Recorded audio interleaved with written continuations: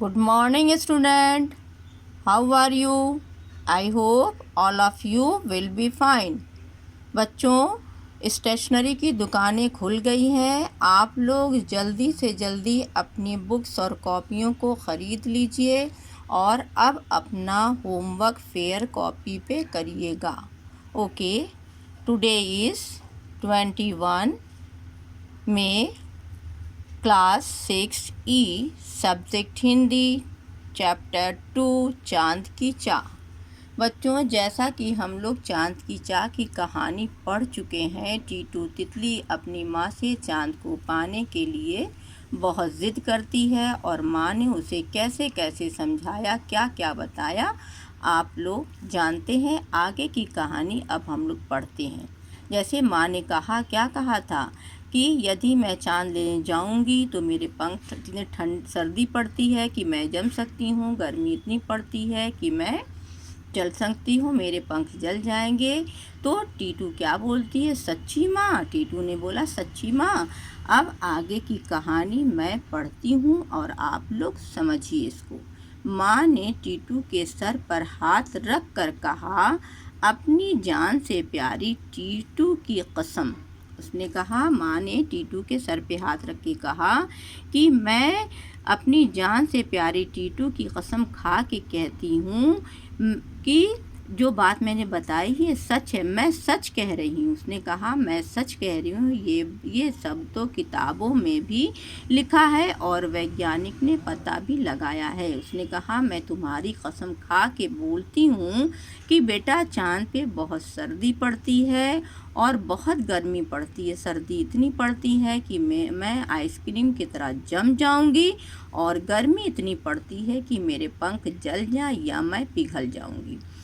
यही नहीं, यदि मैं किसी तरह चाँद पर पहुंच भी गई तो मेरा वज़न 6 गुना कम हो जाएगा। उसने क्या कहा, माँ ने कहा, इतना ही नहीं बेटा, और भी बात सुनो। यदि मैं किसी भी सूरत से तुम्हारे कहने की वजह से, तुम्हारे चाँद लाने की वजह से मैं वहाँ पहुँच भी जाऊँगी तो पता है मेरा वज़न इतना कम हो जाएगा, 6 गुना। मैं बहुत हल्की हो जाऊँगी, बहुत ज़्यादा मेरा वज़न कम हो जाएगा। मैं सोच रही हूँ कि अपनी टीटू के लिए इतना भारी चाँद कैसे उठा कर लाऊंगी। उसने कहा, जब मेरा वज़न इतना कम हो जाएगा, मैं इतनी हल्की हो जाऊंगी, तो मैं इतना पता है ना कि चाँद बहुत बड़ा है, बहुत वज़नी है, मैं चाँद कैसे लेकर आऊँगी तुम्हारे लिए। उसने कहा, तुम ही बताओ। उसने कहा, टीटू तुम ही बता दो बेटा कि मैं तुम्हारे लिए चाँद कैसे उठा पाऊँगी, क्योंकि वहाँ पे जाने पे मेरा वज़न कम हो जाएगा। टीटू अपनी माँ से चिपट गई, आंखें बंद करती हुई बोली। और टीटू जो है अपनी माँ से जब इतनी सारी बातें सुन ली वो, कि वहाँ पे गर्मी होती है, सर्दी होती है और उसके बाद वहाँ पे जाने पे मेरा वज़न भी कम हो जाएगा, तो वो क्या बच्चों अपनी माँ से चिपक जाती है और बोली, क्या बोली, मुझे चाँद नहीं चाहिए। उसने क्या कहा, ना बाबा ना, ऐसा चाँद मुझे नहीं चाहिए जब जिससे मेरी माँ को इतनी तकलीफ़ हो।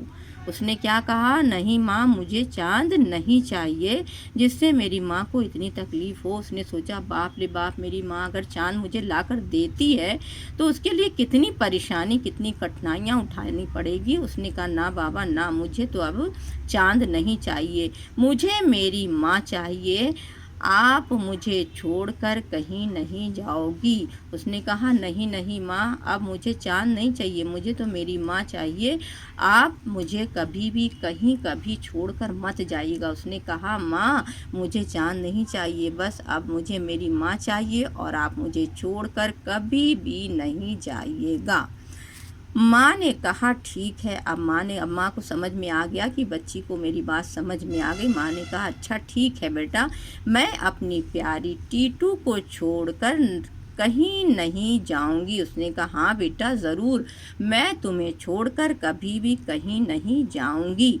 अब मैं अपनी प्यारी टीटू को लोरी सुनाती। उसने कहा, ठीक है, अब तुम्हें बात तो समझ में आ गई, मैं अपनी प्यारी टीटू को लोरी सुनाती हूँ, वो भी चंदा मामा की। उसने कहा जो तुम चांद मांग रही हो, जिसको चंदा मांग रही हो, मैं वही चंदा मामा की तुम्हें कहानी लोरी सुनाती। लोरी वो कहानी होती है, वो सुनाती हूँ। चंदा मामा दौड़ के आना। उसने क्या कहा? चंदा मामा दौड़ के आना। दूध कटोरा भर कर लाना। क्या कहा? चंदा मामा दौड़ कर आना, दूध कटोरा भर कर लाना, उसे प्यार से मुझे पिलाना। उसे प्यार से मुझे पिलाना, फिर लौट के ना जाना। फिर उसने क्या कहा माने कि फिर लौट कर ना जाना। टीटू लोरी सुनते सुनते सो गई। और माँ ने इतनी अच्छी लोरी सुनाई, इतनी अच्छी बातें सुनाई। वो लोरी सुनते सुनते टीटू क्या हो गई बच्चों? सो गई। उसको क्या हुआ? नींद आ गई। फिर टीटू तितली ने कभी भी चांद लाने की ज़िद नहीं की। फिर जब इतनी सारी परेशानियों की बात सुन ली, माँ ने बता दिया सारा, चांद के बारे में सारी बातें बता दी कि बेटा चांद पर बहुत सर्दी होती है, और यदि मैं जाऊँ तो इतनी सर्दी होती है कि मेरे पंख जम जाएंगे, ठीक, और गर्मी इतनी पड़ती है कि मेरे पंख जलकर खाक हो जाएंगे और मैं पिघल भी सकती हूँ। और फिर उसने ये कहा ठीक है, मैं तुम्हारे लिए बहुत कोशिश करती हूँ, पहुँचने की भी कोशिश करती हूँ, तो पता है बच्चों, मैं 6 गुनी हल्की हो जाऊँगी, तो तुम ही हमको बता दो टीटू, मैं इतनी भारी भारी सा चांद कैसे उठाकर तुम्हारे पास लाऊंगी। ये सारी परेशानियों को जब सुन लिया, टीटू को लगा नहीं, ये सारी ज़िद बेकार है। माँ जो मुझे बातें समझा रही है वो सच समझा रही है। नहीं माँ, अब मुझे चांद नहीं चाहिए, मुझे माँ चाहिए, मैं माँ के पास ही रहूँगी। अब माँ मुझे कहीं छोड़कर तुम मत जाना।